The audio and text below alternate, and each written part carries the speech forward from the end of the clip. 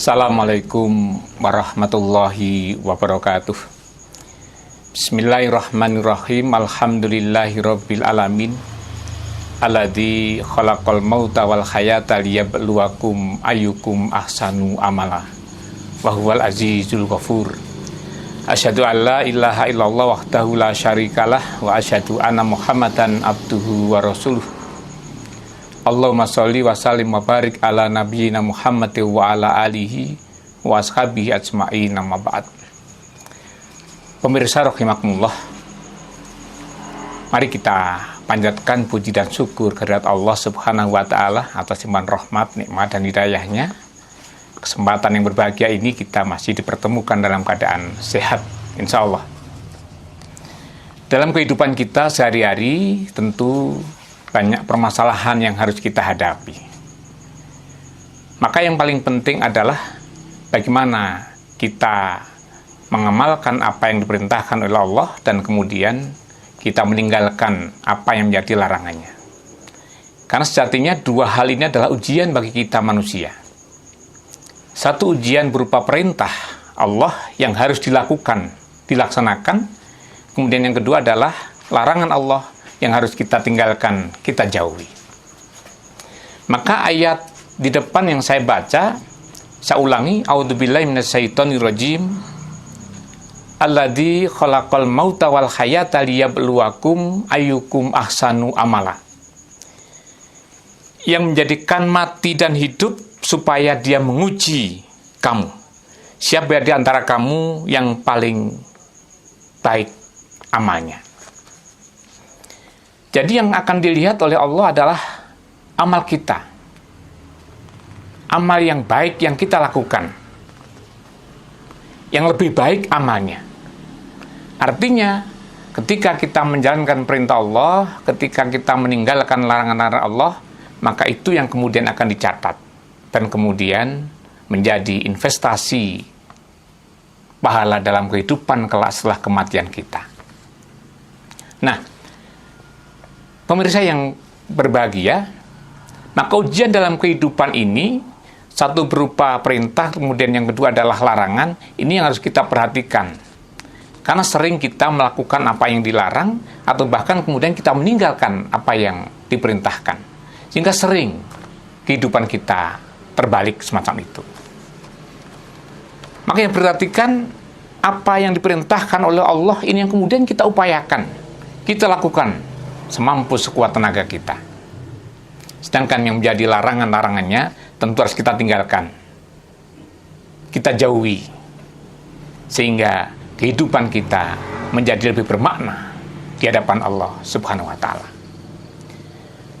Maka dalam sebuah hadis Rasul menyampaikan kepada kita, la tazulu qatamubni adama yaumal qiyamati min indi rabbihi azza wa jalla hatta yas'alahu an khamsin. Tidak akan bergeser kaki manusia pada hari kiamat kelak dari sisi Rabb-nya sehingga ditanya tentang 5 hal. Yang pertama, an umrihi fima afnahu. Tentang umurnya, digunakan untuk apa umur kita itu. Tentu ini juga ujian. Allah memberikan kita hidup, sekaligus Allah memberikan kehidupan kepada kita. Kita tidak sekedar bisa bernafas. Kita tidak sekedar bisa bergerak, berbicara. Tapi dalam kehidupan ini, dalam hidup itu Allah memberikan kehidupan. Allah memberikan fasilitas yang ada di muka bumi ini untuk kehidupan kita manusia. Maka umur yang Allah berikan kepada kita, sejak kita dilahirkan ke bumi ini, sampai kemudian kelak menghadap kepadanya, maka itu adalah ujian. Untuk apa kita gunakan umur kita? Sering saya mengenalkan bahwa kehidupan kita yang hanya sebentar ini, bahkan sekarang ini kita sudah jarang menemukan manusia yang sampai berumur ratusan tahun. Bahkan 80 tahun saja sudah sulit kita temukan.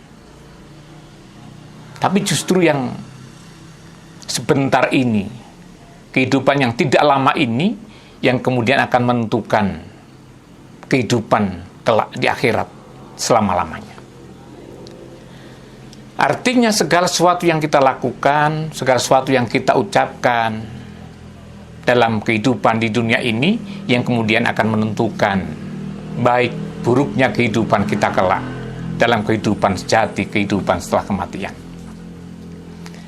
Coba kalau kita lihat berapa lama kita hidup di dunia ini, berapa yang bisa kita lakukan, apa yang bisa kita kontribusikan dalam kehidupan.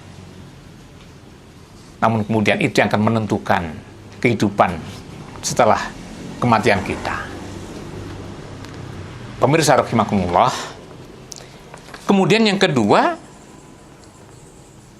wan sababihi fima ablahu. Masa mudamu, masa muda kita akan ditanyakan oleh Allah, untuk apa? Ketika kita muda, kita masih memiliki harapan yang jauh ke depan, masih memiliki kekuatan lahir dan batin. Namun kemudian oleh Allah akan ditanyakan, untuk apa kita gunakan? Kita sering mendengar kalimat muda foya-foya, tua kaya raya, mati masuk surga. Tentu nonsen itu terjadi. Ketika muda foya-foya, tentu tua tidak akan kaya raya, karena sudah habis harta kita.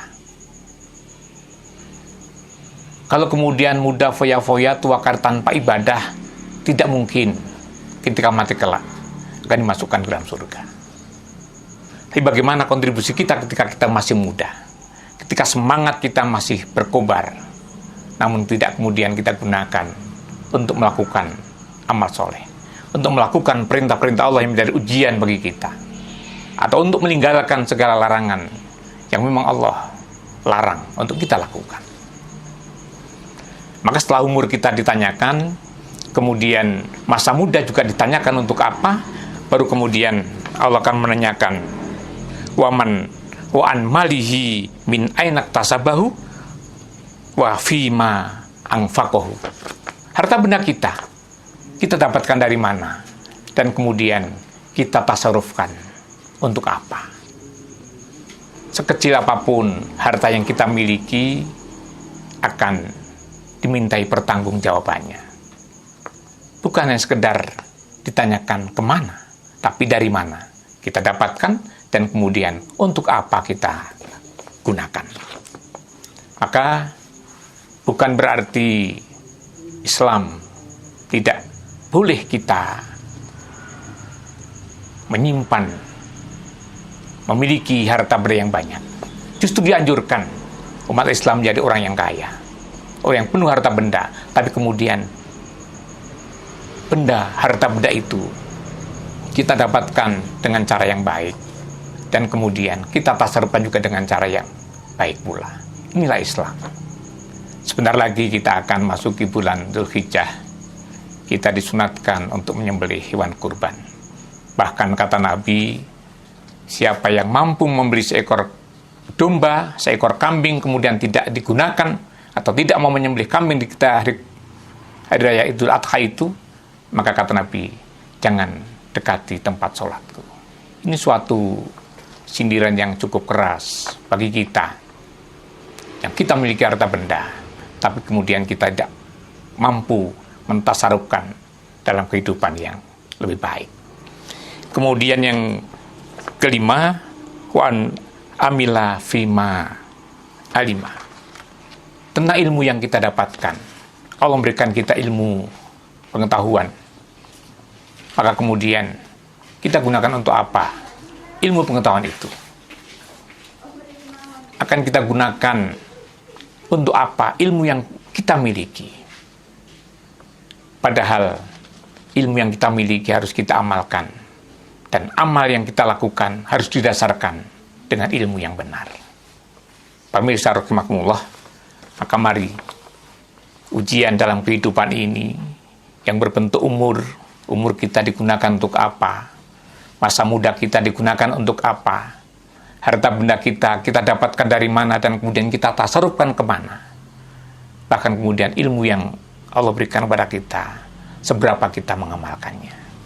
Ini adalah ujian berupa perintah-perintah Allah, dan kemudian kita juga harus sanggup melampaui ujian berupa larangan-larangan Allah. Insya Allah, dua ujian dalam kehidupan berupa perintah dan larangan ini, ketika kita mampu menyelesaikan dengan baik, maka kehidupan kita akan menjadi baik.